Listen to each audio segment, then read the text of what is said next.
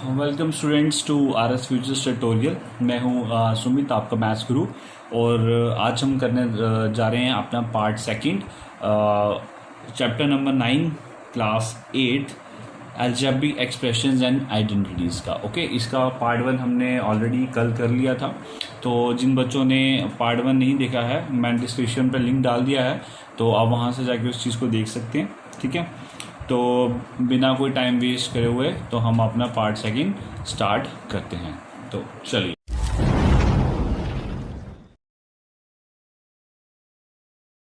Okay. तो आज जो हमारा पार्ट सेकंड है, इसमें हम पढ़ने जा रहे हैं अपना एडिशन। ओके, तो यस, एडिशन। ओके, तो जो हमारा कल पार्ट फर्स्ट था, उस पर बच्चों हमने क्या कंप्लीट करा था।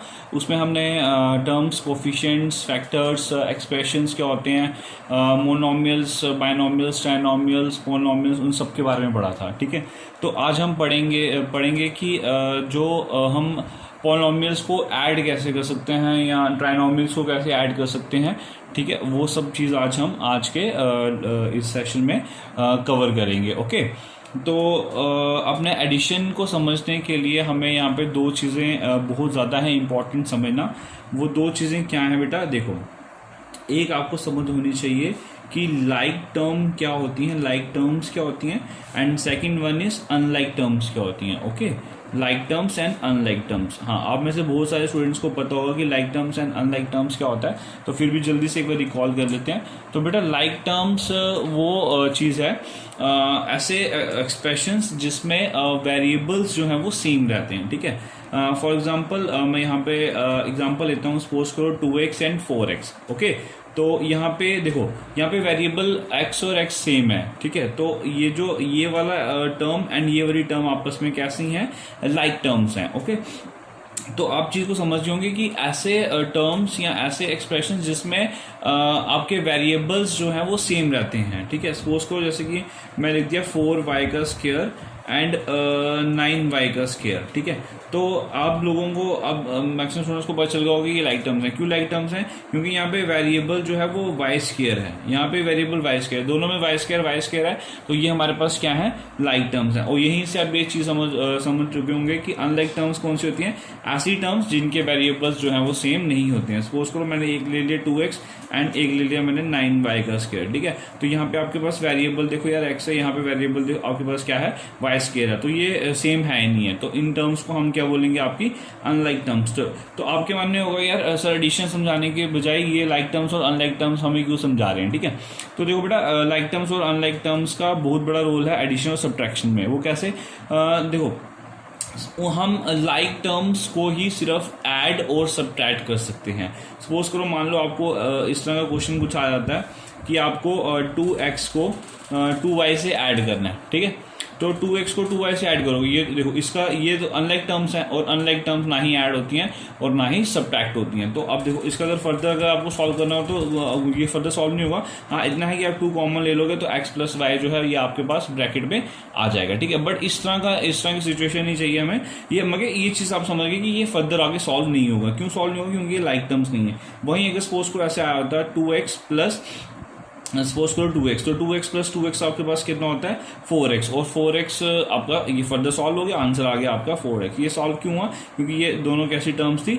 लाइक टर्म्स थी। ठीक है, तो यहाँ से एक पॉइंट आपको नोट करने की जरूरत है कि एडिशन और सब्ट्रैक्शन किन में हो सकती है? लाइक टर्म्स में ही हो सकती है। हाँ, मल्टीप्लीकेशन के लिए ये रूल फॉलो नहीं करता है। सपोज करो जैसे कि आपको यहाँ पे ये चीज़ अलग मैं पार्ट समझा रहा हूँ। जैसे मान लो आपको 2x को 2y से मल्टीप्लाई करना है। ठीक है, तो 2x को 2y से आपको मल्टीप्लाई करना है, तो मल्टीप्लाई करने में कोई इशू नहीं है। 2 2 जा 4, आपको पता है मल्टीप्लाई कैसे करते हैं? 2 कांस्टेंट को कांस्टेंट के साथ, वेरिएबल को वेरिएबल के साथ। तो 2 को 2 से करोगे 4 आ जाएगा, और x इंटू वाई कितना होता है? 4xy। तो सिर्फ ऐड और सब्ट्रैक्ट करने के लिए आपको लाइक टर्म्स चाहिए, मल्टीप्लिकेशन डिवीजन के लिए रूल फॉलो नहीं करता है। ठीक है, तो सपोज करो हम यहाँ पे एक एग्जाम्पल लेते हैं। ठीक है, हम यहाँ पे एक एग्जाम्पल लेते हैं। अभी एग्जाम्पल है क्या है? सपोज करो यहाँ पे आपको हम मान लेते हैं 2x का स्क्वायर प्लस 5y प्लस 9। ठीक है, इसको आपको ऐड करना है 3x का स्क्वायर प्लस 4 के साथ, ठीक है। यहाँ पे एडिशन है, ठीक है। तो सबसे पहले हम यहाँ पे इस चीज़ को आगे फर्दर सॉल्व करना होगा तो क्या करेंगे, ब्रैकेट ओपन करेंगे तो वो आपके पास आ जाएगा 2x का स्क्वायर प्लस 5y प्लस 9, ठीक है, प्लस 3x का स्क्वायर प्लस 4, ठीक है। अब आपको पता है क्या करना है, जो भी यहाँ पे लाइक टर्म्स हैं इनको इकट्ठा लिखना है। जैसे यहाँ पे 2x का स्क्वायर और 3x का स्क्वायर, ये दोनों लाइक टर्म्स हैं तो लिख दो इकट्ठा करके 2x का स्क्वायर प्लस 3x का स्क्वायर, ठीक है। अब यहाँ पे 5y और कोई y वाली टर्म है नहीं है तो 5y आ जाएगा प्लस ये आ जाएगा 9 और प्लस 4, जो कांस्टेंट है उनको भी हमने इकट्ठा करके लिख दिया। फर्दर इसका आंसर जो आएगा वो देखो, यहाँ पे आपके पास ये जो 2x का स्क्वायर है और ये 3x का स्क्वायर है, ये दोनों सेम है, ठीक है। तो 2x का स्क्वायर और 3x का स्क्वायर आपके पास दो कितने हो जाएंगे, 2 + 3 5, तो ये आ जाएगा आपके पास 5x का स्क्वायर प्लस, अब y वाली टर्म कोई नहीं है तो सिंपल 5y एंड कांस्टेंट जो बच्चे आपके पास 9 + 4 और 9 + 4 कितने होते हैं आपके पास 13 होते हैं, ठीक है। तो 5x का स्क्वायर प्लस 5y प्लस 13, ये आ गया आपके पास आंसर, ठीक है। तो इस तरह आप कोई एडिशन का कोई भी पार्ट कर सकते हो, ठीक है। तो आई होप आपको ये एडिशन पार्ट समझ आ जाएगा। तो जल्दी से चलो सब्ट्रैक्शन पार्ट को समझते हैं। सब्ट्रैक्शन पार्ट पे तो सब्ट्रैक्शन में क्या करना होता है आपको, सब्ट्रैक्शन में देखो जैसे आपको क्वेश्चन किस तरह आता है, एनसीईआरटी की जो आपकी मैथ्स की बुक है उसमें जो आपको क्वेश्चंस हैं वो किस तरह के दिए हुए हैं। सपोज को देखो आपको बस क्वेश्चन इस तरह होगा, जैसे कि हम ये एक तरह का एग्जांपल ले रहे हैं। जैसे सपोज करो आपको लिखा हुआ है कि 9x का square plus 5x plus 13, okay. इसको आपको सब्ट्रैक्ट करना है फ्रॉम, इस तरह से पैटर्न होगा फ्रॉम, और यहाँ पे लिखा होगा आपको सपोज करो 15x का स्क्वायर प्लस 3x प्लस 9, ठीक है, ओके।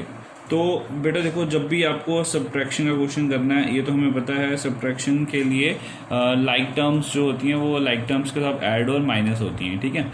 तो बट एक चीज़ आपने यहाँ पे ध्यान रखनी है कि जब भी आपको पूछा होगा, जैसे मान लो ये पूछा होगा कि इस टर्म को इसमें से माइनस करेंगे तो क्या आएगा, ये इसी तरह है। सपोज को जैसे आपको ये पूछ रहा है कि ये मान लो कि आपको ये जैसे ये पूछा है कि अगर 5 को हम सब्ट्रैक्ट करेंगे 9 से तो क्या आएगा, ठीक है। तो देखो यार आपको जो फ्रॉम के बाद वाला ना उसको पहले लिखना है। जैसे कि ये पूछा कि अगर 5 को माइनस करेंगे 9 में से तो क्या आएगा, तो आपको पहले 9 लिखना है। 9 में से 5 माइनस करके बताओ कि भाई 9 में से 5 निकालें तो हमारे पास कितने आते हैं भाई 4 आते हैं। 9 में से अगर 5 माइनस करेंगे तो 4 आते हैं। तो वो चीज़ आप समझना है यहाँ पे जो मैं कहना चाह रहा हूँ कि फ्रॉम के बाद वाली जो टर्म है वो पहले आएगी, उसके बाद वो दूसरी टर्म आएगी जो उसके साथ प्रॉपरली क्या होगी माइनस, जो प्रॉपरली उसके साथ क्या होगी आपके माइनस होगी, ठीक है। अब देखो उसमें किया क्या, हम करते हैं इसी क्वेश्चन को। जैसे याद है आपके पास 15x का स्क्वायर प्लस 3x प्लस 9, ठीक है। अब ये पहले टर्म ली, अब हमने क्या करनी है माइनस। अब देखो एक चीज़ को ध्यान रखो, जब भी हम माइनस लिखोगे ना और जब भी आपको माइनस करोगे, माइनस के बाद जब आपको दूसरी एक्सप्रेशन लिखना होगा तो उस दूसरे एक्सप्रेशन को आप ब्रैकेट में रखोगे। वो क्यों रखोगे वो हम समझते हैं। यहाँ पे आएगा -9, यहाँ ब्रैकेट में 9x का square plus 5x and plus 13, ठीक है। तो ओके देखो अब इसको जैसे ये लिखा हुआ है 15x का स्क्वायर प्लस 3x प्लस 9, ठीक है। इसको अब देखो अब ये हमने ब्रैकेट में क्यों रखा, अब आप चीज़ को समझोगे। जैसे यहाँ पे देखो, यहाँ पे आएगा -9x का स्क्वायर, ठीक है। यहाँ पे आएगा प्लस माइनस -5x, यहाँ पे आएगा प्लस माइनस -13, ठीक है। चीज़ को समझे ना। तो बस ये तभी हमने ब्रैकेट लगाया कि ताकि आप माइनस में कंफ्यूजन ना करो। अगर ये सबसे इजी वे होता है सब्ट्रैक्ट वाले क्वेश्चंस को करने का, क्योंकि इसमें आपको कोई भी डाउट नहीं रहता। प्रॉपरली अगर आप इस तरह से ब्रैकेट लगा के चीज़ करोगे तो प्रॉपरली आपके क्वेश्चन जो है वो होंगे, ठीक है। अब नेक्स्ट स्टेप जो रह गया, बस जो लाइक टर्म्स हैं उनको इकट्ठे करके रखना है और उनके सामने जो साइन होगा वो आपको लिखना है। जैसे यहाँ पे आ जाएगा 15x का स्क्वायर और ये फिर उसके बाद आएगा -9x का स्क्वायर। ये तो आप सबको पता है ना कि जो भी टर्म होती है उसके आगे जो साइन होता है वो उसका साइन होता है। जैसे 9x स्क्वायर है उसके आगे माइनस है तो ये -9x स्क्वायर है टर्म, ठीक है। तो यहाँ पे आएगा -9x का स्क्वायर। अब देखो जैसे ये फिर है प्लस 3x, उसके साथ आएगा -5x, फिर उसके बाद है +9, फिर उसके बाद है -13, ठीक है। अब ज़्यादा कुछ नहीं करना आपको, जो भी लाइक टर्म्स हैं उसको उसमें से माइनस कर देना है। जैसे 15x स्क्वायर में से 9x स्क्वायर को निकाल दोगे वो चीज़ करनी है। 3x में से 5x एंड 9 माइनस 13। अब हम देखते हैं इस चीज़ को करके कि ये चीज़ आपकी क्या आती है। ठीक है, देखो 15x का स्क्वायर है, 15x स्क्वायर में से अगर आप 9x स्क्वायर निकाल दोगे, ठीक है, तो माइनस करो बेटा 15 में से 9 गए तो कितने आ गए, तो 9 6 9 प्लस 6 15 तो आएगा 6x का स्क्वायर।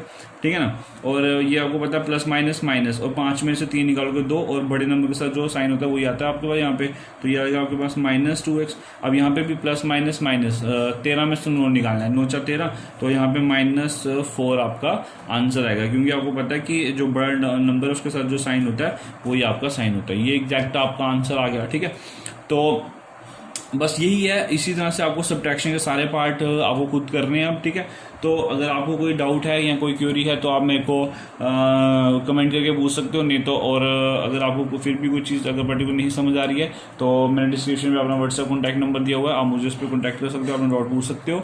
और ये हमारा जो इंट्रोडक्शन है चैप्टर नंबर 9 की, ये अभी तक पूरी कंप्लीट हो चुकी है।